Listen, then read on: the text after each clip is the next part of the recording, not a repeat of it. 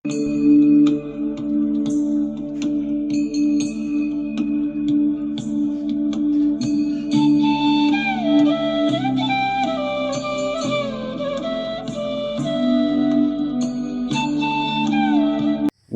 বন্ধুরা, কেমন আছেন আপনারা? আশা করি সবাই ভালো আছেন, সুস্থ আছেন।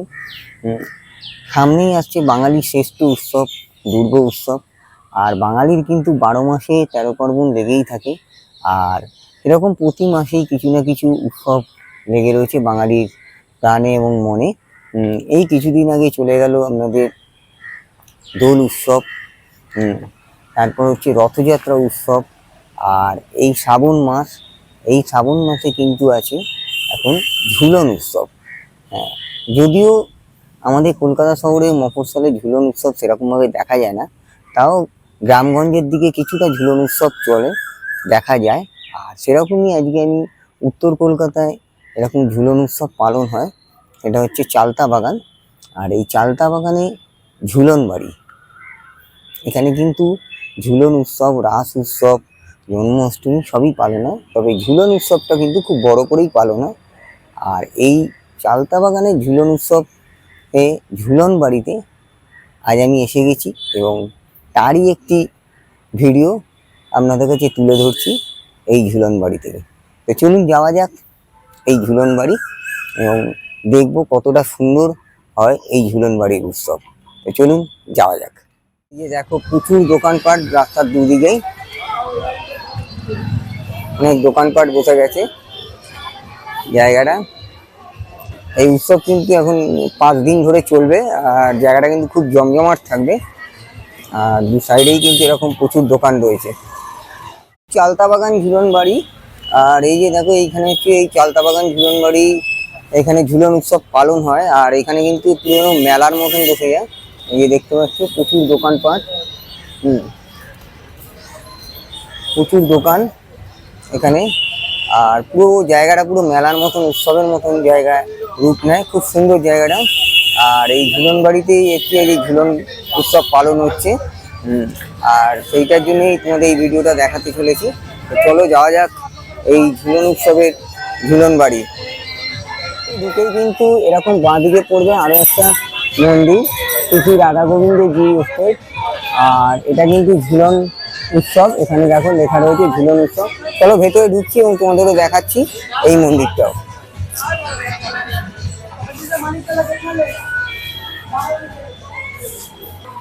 এইখানটায় দেখো খুব সুন্দর সুন্দর সাজিয়েছে, দুর্দান্ত লাগছে জায়গাটা। আর তোমাদের জুম করে দেখাচ্ছি, এই যে রাধাকৃষ্ণ এখানে বসে রয়েছে, দেখো দুর্দান্ত লাগছে। আর এইখানে দেখো মডেলগুলো কিন্তু খুব সুন্দর সাজিয়েছে, দেখতে পাচ্ছ, অপূর্ব লাগছে দেখতে কিন্তু।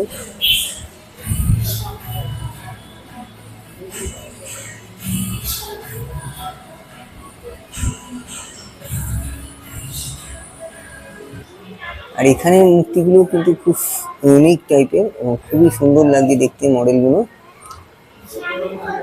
অপূর্ব সুন্দর লাগছে দেখতে। আর এখানটা কিন্তু পুজোর প্রস্তুতি শুরু হয়ে যাচ্ছে, আর কিছুক্ষণ বাদে পুজো পার্বণ স্টার্ট হবে। আর এখানে কিন্তু তোমাদের দেখালাম একটি সিংহাসনে বসে রয়েছে। আর পুজোর সব সরঞ্জাম কিন্তু এখানে রাখা আছে, ঠাকুর মশাইরাও রয়েছে এখানে। পুজো শুরু হবে আর কিছুক্ষণের মধ্যেই। আর তোমাদের আরেকটু জুম করে দেখাচ্ছি, ওই যে রাধাকৃষ্ণকে, দুর্দান্ত লাগছে দেখতে। আর এই পেছন দিকে কিন্তু ডেকোরেশনটা খুব সুন্দর করেছে, তুলে নিয়ে দেখতে দেখো।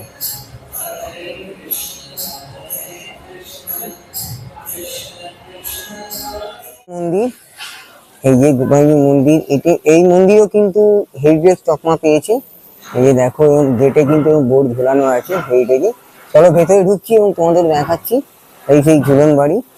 আর দেখো উপরে কিন্তু একটা বিশাল বড় সুন্দর ঝাড়বাতি দেওয়া আছে। আর পুরো বাড়িটা কিন্তু এরকম কড়িকাঠের ওপরে। আর সাইডে দেখো গাছের টব দেওয়া রয়েছে।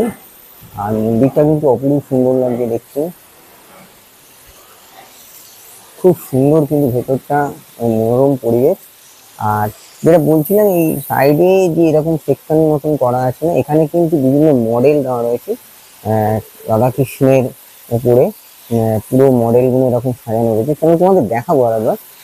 আর এই হচ্ছে সেই মন্দিরটা। মন্দিরটা কিন্তু অপরূপ সুন্দর লাগছে, 3টে গম্বুজওয়ালা মন্দির, আর এরকম পুরো দুধ সাদা মন্দিরটা। আহ, খুবই সুন্দর লাগছে দেখতে এই ঝুলন বাড়ি চালতা বাগানে। কারণ তোমাদের একবার পুরো ভেতরটা ঘুরে দেখাচ্ছি। দেখো, দুর্দান্ত লাগছে দেখতে।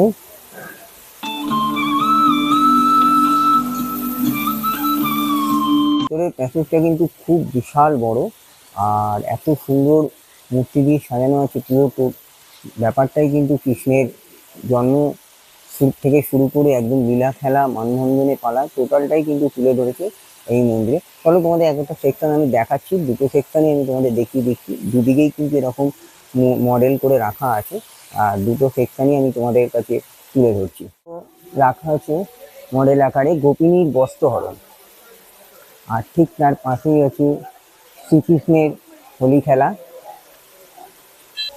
আর এই পাশে মডেলটা রয়েছে কংস বধ, আর এইটা হচ্ছে রাধার মানভঞ্জন।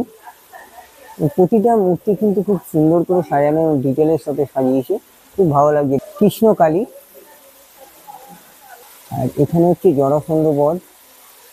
দেখো, এই দিকে রাখা আছে ঐরাবত, আর এই পাশে আছে বলিরাজ, আর এখানটা আছে পার্থ সারথী, আর তার ঠিক পাশেই আছে দ্রৌপদীর বস্ত্রহরণ, আর এখানটা আছে কিন্তু শ্রীকৃষ্ণের পাশা খেলা, আর এটা হচ্ছে অভিমন্যু বধ, আর এই হচ্ছে যুগল মিলন। একটা পার্ট মানে একটা সেকশন তোমাদের দেখালাম, আর তার এইদিকেও দেখো, এইদিকেও কিন্তু আরো একটা সেকশন সাজানো রয়েছে খুব সুন্দর মডেল আকারে, আর এটাও তোমাদের দেখাচ্ছি। আর এটুকু বলবো যে তোমরা ছোটবেলায় কিন্তু এই ঝুলন উৎসব কারা কারা করেছো অন্তত কমেন্ট করে আমাকে জানিও।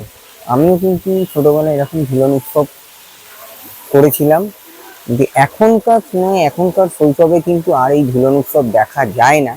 আপাতত আমাদের কলকাতা শহরে মফস্বল অঞ্চলে ঝুলন উৎসব বলতে গেলে হারিয়েই গেছে। গ্রামগঞ্জে তাও কিছুটা পরিমাণে হয়, কিন্তু আমাদের কলকাতার বুকে এখন ঝুলন উৎসব দেখাই যায় না।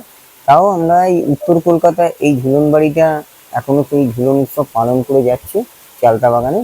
আর তার এসেই কিন্তু আমরা এই ঝুলন উৎসবের টানে এই বাড়িতে প্রতি বছর এসে থাকি এবং ঝুলন উৎসব দেখে থাকি।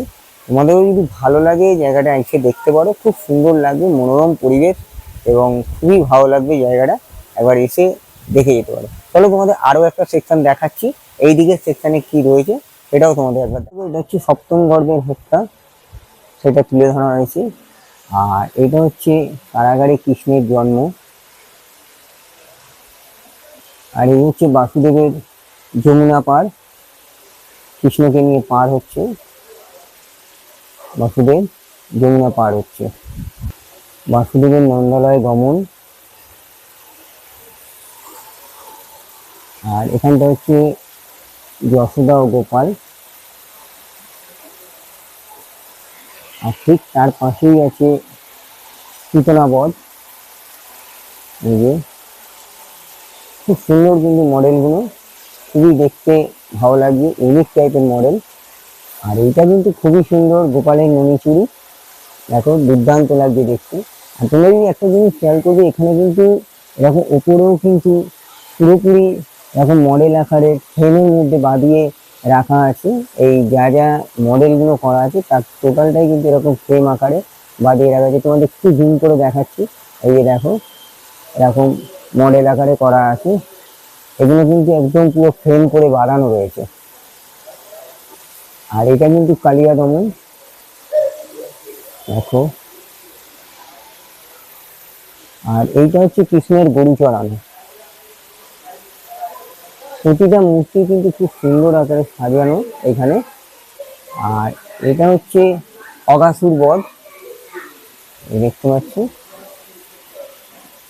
আর এই হচ্ছে সেই কৃষ্ণের ঝুলন যাত্রা,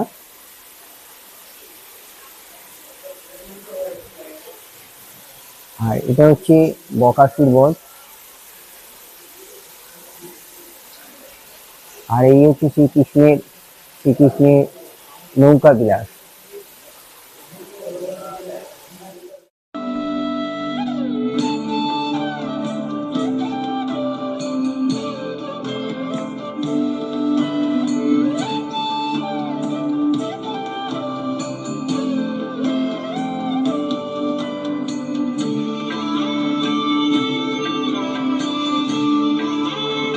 গর্ভগৃহে।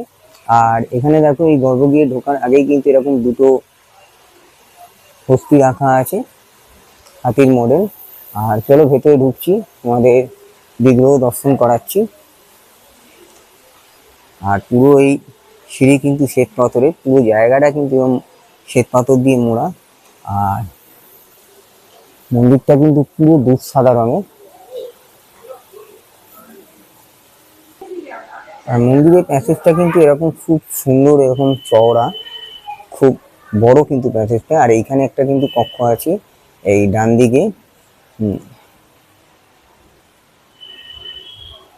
এখানে কিন্তু দেবাদিদেব মহাদেব বিরাজ করছে। আর তার নিচে কিন্তু বেদিতে রাখা আছে নন্দী মহারাজ, দেখতে পাচ্ছ। আর এই জায়গাটা কিন্তু প্রচন্ড উচ্চতা বিশিষ্ট, দেখো খুব উঁচু, যে আমি কথা বললে কথাটাও কিন্তু পুরো ইকোর আকারে লাগছে, দেখতে পাচ্ছ, দুর্দান্ত কিন্তু। আর এই দিকটা দিয়ে যদি যাই, এদিকেও কিন্তু আর একটা কক্ষ আছে, এই যে দেখো, এটা কিন্তু মেন গর্ভগৃহের ঠিক বাম দিকে। আর এখানে কিন্তু দেখো এরকম শিবলিঙ্গ আছে, আর পেছনে কিন্তু অনেক দেবদেবীর ছবি রয়েছে। আর এই তার পাশে রয়েছে কিন্তু নন্দী মহারাজ। আর যদি তোমাদের এই উচ্চতাটা দেখাই, এটাও কিন্তু সেম হাইট, এরকম উচ্চতা বিশিষ্ট। আর এখানে কিন্তু এরকম মহাদেবের একটা লিঙ্গ রাখা আছে। কিন্তু সেই মেন গর্ভগৃহ খুব সুন্দর কিন্তু ফুল দিয়ে সাজানো হয়েছে, দুর্দান্ত লাগছে দেখতে। আর এখানে কিন্তু রাধাকৃষ্ণ গর্ভগৃহটা কিন্তু খুব সুন্দর করে ফুল দিয়ে সাজানো হয়েছে, একটু তোমাদের জুম করে দেখাচ্ছি। এই দেখো, এখানে কিন্তু শ্রীকৃষ্ণ অষ্টধাতু, কষ্টি পাথরে, আর মা রাধা হচ্ছে কিন্তু অষ্টধাতু। এই দেখো, দুর্দান্ত লাগছে দেখতে।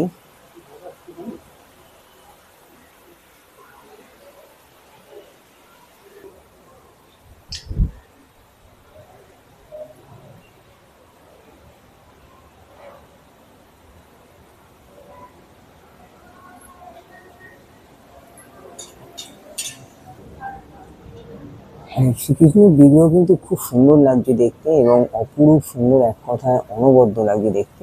মানে এত সুন্দর করে সাজানো হয়েছে, তুলনার বাইরে, খুবই সুন্দর লাগছে দেখতে। এবং আমি তোমাদের আরেকটু জুম করে দেখাচ্ছি, এই যে দেখো, অপরূপ সুন্দর লাগছে দেখতে।